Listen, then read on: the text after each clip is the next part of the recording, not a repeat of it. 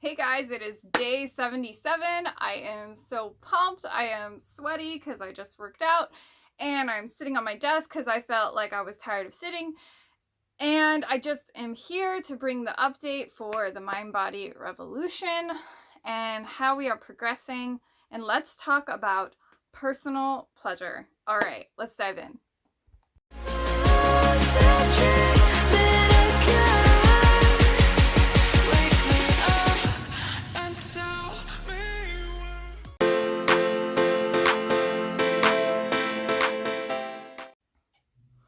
All right, so I have been owing you a new update. We are getting closer to the end, and I really want to talk today about setbacks, allowing spaciousness towards our desires, and personal pleasure. So let's dive in. So progress update on day 77. I feel like there's a lot of elements of I am embodying the person who shows up and does the work, and I'm also aware that there is divine timing at play. There's also allowing spaciousness for my desires to unfold, and most importantly, it's been a journey of accepting pleasure in the process and allowing the journey to personally unfold. And I think that's something that isn't really talked about. We don't talk about the spaciousness it takes to create our desires. So I really felt like being spontaneous today, and I get bored of like the same scenery. So I decided to sit on my desk instead of basically sitting in my chair. And I just want to talk a little bit about how we have to honor our imperfections and allow the setbacks to teach us more about who we are. So what I really noticed by like day 77, I thought, I'd see a lot more like physical changes. I thought I'd see more physical changes to my body. I thought I'd see more physical changes to the house, but it's been kind of like an in-between state where we're waiting for the weather to get better. We're waiting for certain things to go through. We're waiting for the mortgage to get followed through. And there's all these things that are kind of like back and forthness. So I feel like there's been this acceptance piece of allowing the spaciousness to be there, allowing yourself to detach from the outcome. And I think the easiest way to detach from the outcome is to embrace personal pleasure. And now I'm not necessarily talking about sex. I'm talking about what makes you feel good. So what makes you feel lit up, and what brings your soul to life? And do you focus on that in your day-to-day habits? Do you focus on that on your weekly goals of like your basic routine, despite your work or your career or your goals or whatever you're setting after? The thing is, we can obsess about the outcome and suffocate our goals. And I feel like that's been kind of the lesson coming through. I'm like, am I pushing too hard? Am I not pushing enough? Am I in the in-between of pushing too hard, not wanting to push too hard? And it's kind of like, oh my God, this is kind of fucking with my energy. So how can I clean this up? And I started to be like, how can I step back? Maybe I'm focusing on things too heavily. And it's been interesting. It's an interesting shift. I feel like it's almost as if we can fall into this trap of feeling like we're almost suffocating our goals, where it's like, well, I'm not seeing the results, so automatically I feel like I need to amp up my routine and I need to do 5 days of Pilates now, just out of nowhere. And then all of a sudden I'm like, well, I'm not seeing results in this second, so obviously I have to drop everything I'm doing and just take a bunch of days off and kind of regroup. And in doing that, I actually felt like there was this spaciousness that occurred. And it felt so good. It felt like I can be in the journey of knowing I am seeing my goals manifest, but I allowed the unfolding to occur. And in the natural unfolding of allowing things to occur on their natural timeline, I feel, has anyone seen Loki? That's where I've been thinking a lot about timelines. If you haven't seen Loki, you gotta see Loki. It was really, really cool. It talks a lot about how timelines and expansion of different timelines and how each timeline influences the next timeline, and how we can't have like a nexus event because that would create a branch in the timeline. It's like really, really cool. And it like was so inspiring for manifestation talk. Anyway, but it got me thinking about allowing the natural unfolding of the timeline. So how can you naturally allow yourself to be in your own expansion without forcing it, without pushing it, without controlling it, without being in the energy of forcing your growth? That's a conversation to have. Well, how do we do that? Is with pleasure. We do that with stepping back, creating detachment, being in this place where you are allowing the natural unfolding to occur. And wow, what a breath of fresh air that is. What a moment of relaxation, relief, really letting go, allowing yourself to be in the full flow of acceptance, and stop putting the brakes on suffocating the desires. And I think this is like day 77. It's like, whoa, it's okay to relax. It's okay to not set an intention. It's okay to allow yourself to be in the unfolding. It's okay to accept it is done, but create the spaciousness to allow in the pleasure, to allow in the goal, to allow in what needs to occur, to allow in the right conversations, to allow in the right people, to allow in the inspiration. And this is what's really, really powerful. Okay, so listen carefully here. So when I started to really embody this, all of a sudden I was flooded with so many new ideas. I mean, so many new ideas.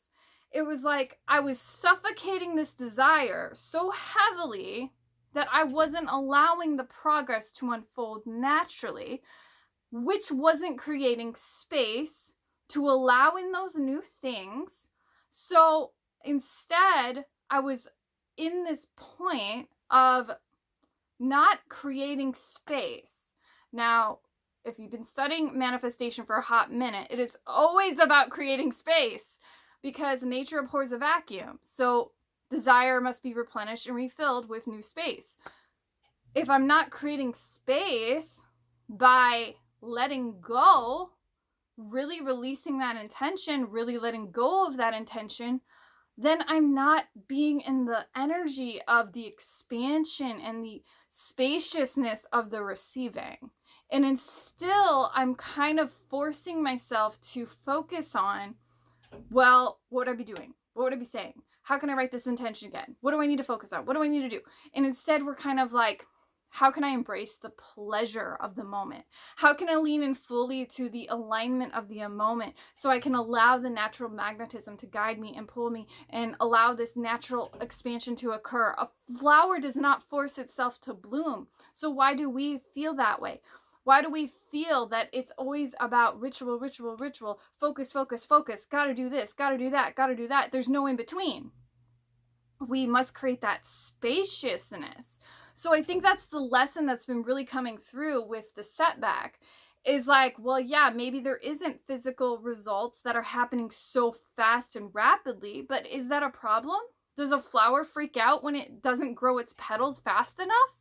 Probably not. It's about focusing on how can you allow the natural unfolding. This is a conversation I've had before, and I believe I even have a video on it somewhere on this channel. But really looking at, if you are allowing your natural expansion and your natural unfolding, wow, what a breath of fresh air that you could just relax a minute. What a breath of fresh air that you could spend time just detaching and focusing more on your pleasures and more on what makes you happy, what is fun to do. And so what I think is so powerful here is I started to notice that the more I detached, and I know this is classic Manifestation 101, but the more that I entered this space of detachment, allowing myself to not be like, well, why do I need to focus on this goal? Why do I need to focus on that goal? Why do I need to focus on this goal? And instead, let my stream of consciousness guide me. and allow the magnetism to guide me and allow my intuition to guide me. And through that space, it's like, it was like the energy just kind of like erupted, because it was like I was no longer focused on that. And as I was no longer focused on it, it was like this breath of fresh air where like everything that was held over here just suddenly went, because all of a sudden the ideas started to occur, and all of a sudden like the right thoughts started to come in, and it was like the windfall started to happen, which was my natural alignment kicking in, saying, you know, hey, let this go. Focus on this creative project more. Focus on this. What about this? Have you thought about this? Have you thought about that? And instead it's like, well, maybe you should start a podcast. Maybe you should do this. Maybe you should do that. And instead it was like, oh, I'm suffocating the desire here. So the setback and the discouragement was just merely a matter of me in the acknowledgement to let go and allow the growth, allow the journey, allow the unfolding, because my magnetism will guide me anyway.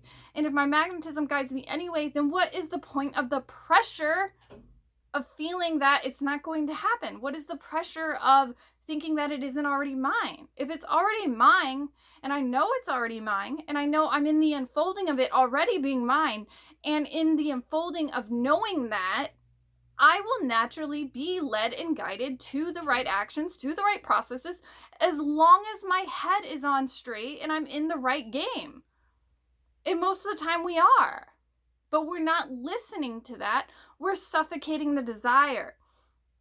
So where does this come in with pleasure?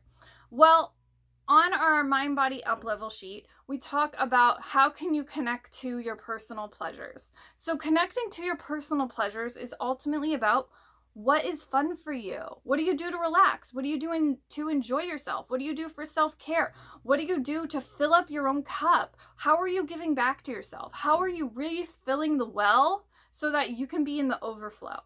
So I think I talk about this in Soul Nourishment Bootcamp actually, but how can you be in the overflow to allow the creation to occur? How can you be in the ultimate overflow to allow in the pleasure that you are giving yourself internally to be in the vibrational match and the vibrational frequency of what you ultimately desire? Because that is where it really flows together, where we start to see that it's not about this particular timeline that we're on, where we are kind of almost produced in this linear way of thinking of how things will naturally unfold. And our ego will hate that. But the reality is when we're stuck on the linear timeline, progress cannot occur, because we are suffocating the desire by only thinking in linear, limited pattern waves of thinking that are literally limiting our perceptions of how we are choosing to see or experience. So that means we must live in the natural abundance. We must live in the pleasure. We must live in the unfolding and in the expansion and in the spaciousness of knowing our desire is already real and ours. If we are not in that place, we're literally like holding the brake on our own desire, because we're saying, well, progress isn't happening. I am waiting for this linear pathway and linear timeline to perfectly unfold. Another low-key reference. When you look at it like that, you're not allowing yourself to live in the world of probability and possibilities of how the natural desire could come to be and form, because you're suffocating the linear timeline of it and not allowing the natural growth and expansion and evolution that is occurring. You know, it's like when we first start like working out or exercising, 9 times out of 10, we're not going to be doing it 6-7 days a week. It's the same thing with driving a car. Most of the time we're not driving on the highway like our second week of driving.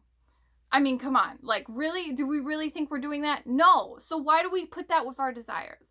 Why do we do that to our growth? Why do we do that to our sense of expansion? So when it comes to personal pleasure, I want you to consider, how can you allow in the spaciousness of your desire?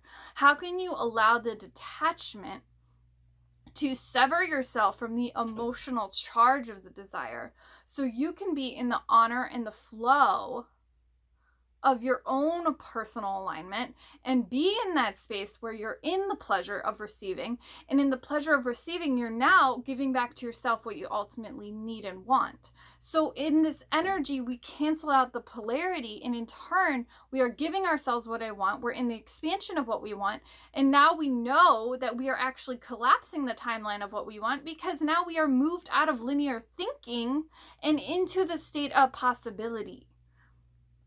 But we won't do that if we're suffocating the desire and we're not relying on, well, not even relying, we're not leaning on personal pleasure, leaning on pushing away from pain and moving towards pleasure. So this is an NLP thing. When we're in the space of leaning towards our pleasure, naturally we create the spaciousness and the openness to receive what we want, because we're not allowing ourselves to kind of suffocate the desire anymore, and instead we're creating space. So when I created space, it's like the ideas were suddenly flooding in. All of a sudden, this new information started flowing in.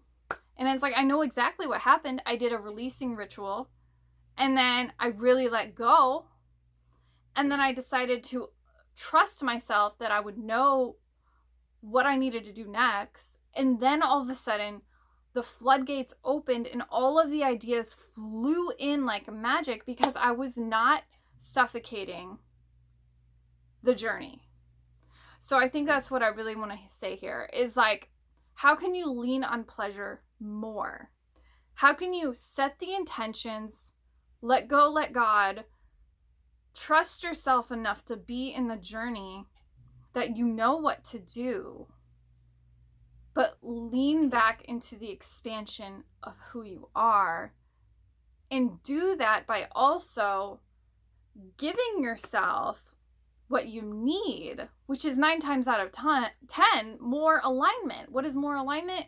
More fun, more pleasure, more happiness, a daily joy, what you like to do on your free time, video games, movies, fun time with your kids, playing your instrument, yoga, self-care, bubble baths, staying hydrated, good food, diet, exercise, you name it, whatever it is for you. I mean, everyone has their own form of how they feel good. And when you feel good in your body, you are naturally in the space of allowing in expansion. All right, so that is my soul message for you this week. All right, so we are still going strong. It is day 77. I am incredibly amazed at what's been transpiring throughout this entire process, what I've been learning, what I've been gathering. I'm loving how this is kind of turning into like a little mini course.